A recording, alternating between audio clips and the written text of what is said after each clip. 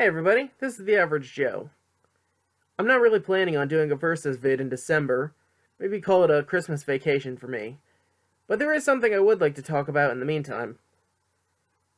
When I was preparing to start my Versus series, I did a bunch of research on other Versus creators to get some notes on what to do and what not to do, hence why I made that top 10 creators. Please don't go back and watch that again, by the way. The quality on that microphone was awful, and it pitched up my voice to the point where it sounded like a child. Anyway, one thing I noticed as I watched a lot of them in succession was that most of the people were basically saying the exact same thing, and a lot of their videos could be summarized in an abstract text. So I promised myself that while I was covering Star Wars, I would only cover characters and matchups where I specifically had something to say, or that I thought was very unique and interesting. Like, I think that Qui-Gon Jinn and Savage Opress are underrated, Darth Malgus, Mace Windu, and Satele Shan are a bit overrated. But that being said, I'm spending today discussing characters that I just have no interest in using for one reason or another. Number 10. Darth Nihilus. Darth Nihilus has been so consumed by the dark side of the Force that he has no physical body left. Just a soul attached to that mask and cloak. It should be interesting and make me want to analyze him, but at this point in his career, basically the only thing he has going for him is Force Drain. Any matchup with him will only ever be decided by, can his opponent resist or counter that ability? It makes any matchup with him in it predictable, and I just don't have any interest in that. Number 9. The Inquisitors. I'm specifically talking about the Rebels Inquisitors. I wouldn't know enough about the Legends ones to talk about them. But my main problem with these guys is that they're wildly inconsistent. One day they're failing to catch Kanan and Ezra, the next they're going up against Darth Maul and Ahsoka Tano as some kind of equals. The only one I might be convinced to use is the Grand Inquisitor, and that's just because he's played by Jason Isaacs, and that's kind of cool. But frankly, he's even worse to me because sometime before losing to Kanan, he apparently defeated Jocasta Nu. The Jedi librarian with decades of experience, praised by the Jedi for her skill level, one of the few to evade Vader in the Purge, and now she falls to the Padawan Hunter. Well done, Jocasta. What a bloody legend. Number 8. The High Jedi Council members. I'm putting these guys together because I have the same reason for all of them, and it'd kind of be a waste of several slots to talk about them individually. Kit Fisto got his own video, Mace and Obi-Wan are getting their own eventually, and I have plans for Kun and T much further down the road. But Saisi Tin, Heath Koth, Agent Kolar, Even Peel, Yarl Poof, basically anyone that isn't a central character, are out for me.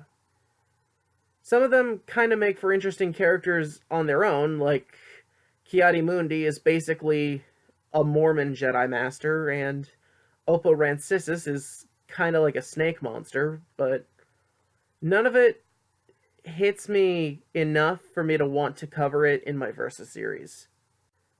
Number 7. Kylo Ren. As I said a very long time ago, I do eventually want to do Kylo versus Kytus. But that's only to highlight and illustrate the differences as characters. As a combatant, Kylo Ren is a joke. He has no business being the face of the dark side. I will say that he started off promising. Catching the blaster bolt and probing Dameron's mind illustrates a lot of raw power with less skill than someone like Vader. But a few temper tantrums and, frankly, clumsily choreographed fight scenes later, and they've lost me. At best, I'd put him on par with Attack of the Clones Anakin. But even that would be a stretch, because Anakin actually made Dooku try in their duel. If Ben can't even beat Mary Sue over here, how is he supposed to be taken seriously as a villain? In that same vein, my number 6 is Snoke. When I saw how they were handling him in The Force Awakens, I thought, wow, this guy kinda reminds me of Darth Vitiate. Sort of the chess puppet master pulling strings behind the scenes.